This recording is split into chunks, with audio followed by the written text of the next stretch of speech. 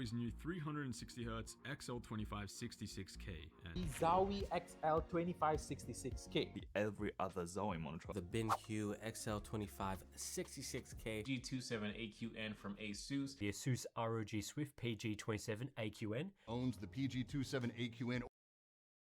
What even is all of this? Yo, Ethan here. Today I'll be doing a product analysis and a review of the perfect competitive shooter monitor for you in this upcoming holiday season. You may or may not be getting this video before Black Friday and during Cyber Monday or even during Christmas. I just wanted to clarify some few things and do a deep dive research for people who do not know what they are looking for before they waste their own money, or someone who needs a second opinion to get a gift for themselves. The argument has always been the contender for the Dyac Plus monitor on the Zowie end, or the ultra low motion blur Asus monitor, or even just settle for a normal 144Hz monitor. And I would love to clarify for new buyers who do not know what to decide for themselves, as it does get very confusing. So to clarify, I do not own any of the Asus monitors on me, but I have gathered some research before buying the monitor, and I had found the Zowie had become the monitor I had chosen. Originally I had decided with Asus despite the insane price for its monitor, but I looked at its cons and its positives and I just saw it was just too good to be true. However, a gut feeling told me to hold back, and that is what I did. I researched and I gathered information to see what is the best between the two and their own respective criteria. So the topics today I would like to start off with are: what is ghosting? And what is refresh rate, and why does it matter? So to start off, ghosting occurs when you see an image that leaves a trail behind, giving the appearance of a delayed feeling, or rather known as ghosting. In a more realistic scenario, deep inside of your monitor, pixels are made of smaller pixels consisting of red, green, and blue.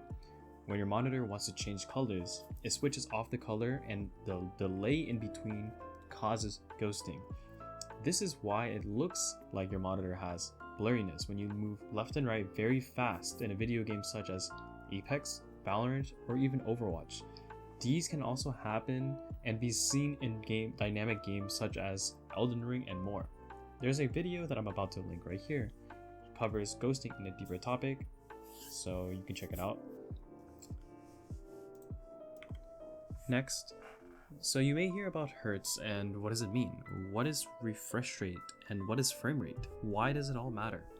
Well, Hertz, or referred as HC, is a common integer used to measure how fast your monitor or display refreshes itself per second, while FPS is each frame per second.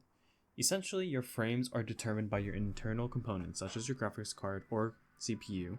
Those frames are sent to your display, where your monitor will try its best to match the frames per second, also known as 240Hz per 240 frames a second. If your monitor can only utilize and refresh, say 60Hz, and you obtain 240 frames per second, you can only really utilize 60Hz worth of what you see, because your monitor is only displaying 60Hz. You won't see 240 frames, even though you're being received 240 frames. Why is this important, you may ask? Well, the higher you go in refresh rate, the more accurate the image you see becomes. It also becomes more clear in clarity, and the movement of an object or an enemy seems like you can actually see it. While we can test this by switching 60Hz back to 144Hz on my monitor, and you can definitely see the drastic change. This is why so many people talk about competitive edge in gaming when it comes to higher refresh rates, because essentially it is better, but how much better? Okay, sorry for the info dump. It might have been a lot to take in, but fear not, it gives a greater perspective on these monitors from a new buyer's point of view. Anyways, going back to where I was, we are comparing the Zowie monitor and the Asus monitor, and their similarities and differences. To start off, we need to understand the specs both monitors offer, and I would like to show them side by side. I know it's not the greatest, but it does its job. Here you can see that the Asus has the 360Hz and ULMB 2. Panel size is 27 inches in width, aspect ratio is 16.9, resolution is 1440p, response time is 1 millisecond, the panel type is IPS, and the refresh rate maximum is 360Hz. On top of that, its connectivity is HDMI 2.0 and DisplayPort 1.4. For the Zowie XL2556K, it has Dyac and Dyac Plus. The LCD screen size is 24.5 inches. The aspect ratio is 16.9. Max resolution is 1080p at 360Hz. The connectivity is HDMI 2.0. Display is 1.4. And for the refresh rate is 360Hz. Panel type is TN and it's fast liquid crystal screen type. As we can see, both monitors have different specs, and what is with all this tech nonsense? What the hell is an LCD size or a panel type difference? What does it all mean? Don't worry, let me explain the differences between the two monitors. So ULMB is short for Ultra Low Motion Blur, or Ultra Low Motion Blur 2 for the newer models. ULMB 2 does what is called backlight strobing, and essentially it gets rid of the ghosting in your monitor. When your monitor wants to change colors or images, the backlight is always on, but gives different electrical frequencies to change the color displayed on screen. However, there is a delay when the color or image transitions, and it leaves a trail behind, therefore making motion blur more apparent. When backlight strobing is turned on, it only flickers when the image or color transitions. This leaves images with very little to none at all trailing or crosstalk, making the image very crisp.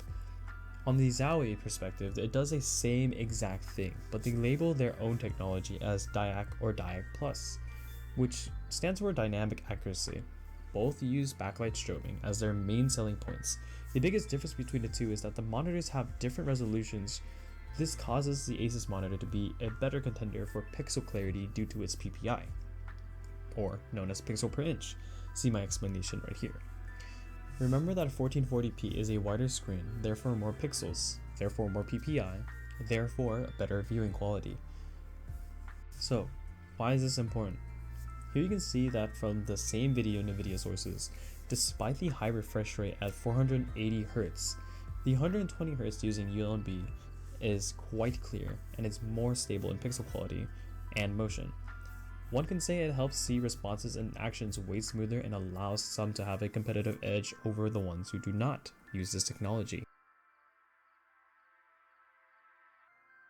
Going over to holiday sales prices and retail sales prices, you can see that on both Amazon, the Zowie Dyac runs for $599 USD without tax. That has been same before and after the sales that has been applied for holidays, so it won't change in pricing, at least for now.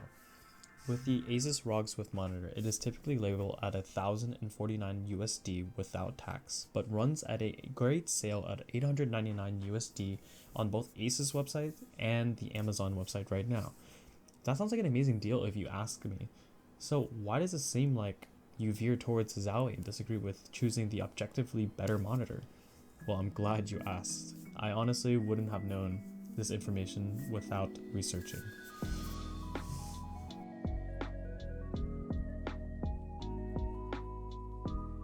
My final point here today is spec compatibility. I did not realize until I browsed through quite literally 10 different sources on the Asus monitor works with AMD platforms, meaning the RX 6000 series and the 7000 graphics cards. I only knew that the BenQ Zowie's monitor works with both platforms and it does not need any prior installation or compatibility. It just needs to be installed through DisplayPort 1.4 and boom, 360Hz gaming greatness delivered straight to your eyes. On the other hand, I found that the Asus does in fact not work with any graphics with AMD.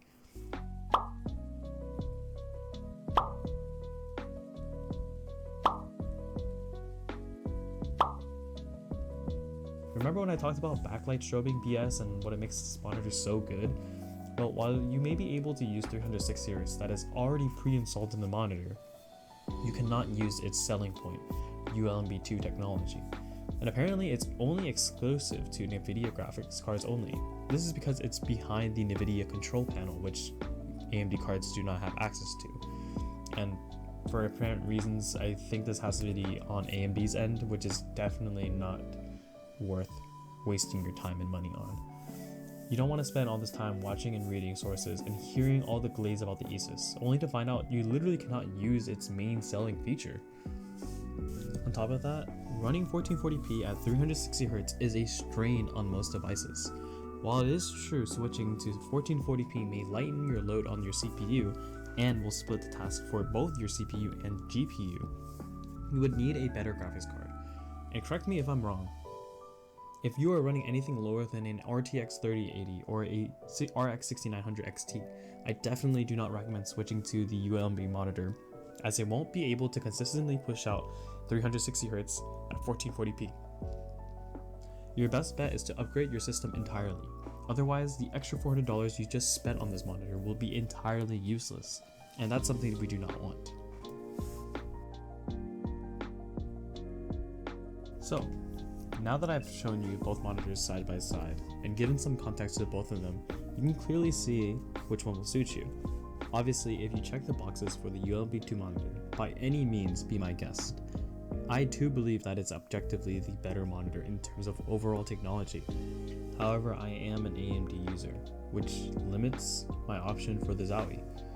Let me say I am not disappointed either. Another thing to point out as well, there are a lot of monitors out there you can buy at subpar $300 or less for 240Hz. You do not need to go all out for this if you're simply looking for an upgrade or just a simple gift. Remember, keep searching on Amazon and other websites for the best deals out there, and remember to stay warm and hydrated. Thank you guys. Peace.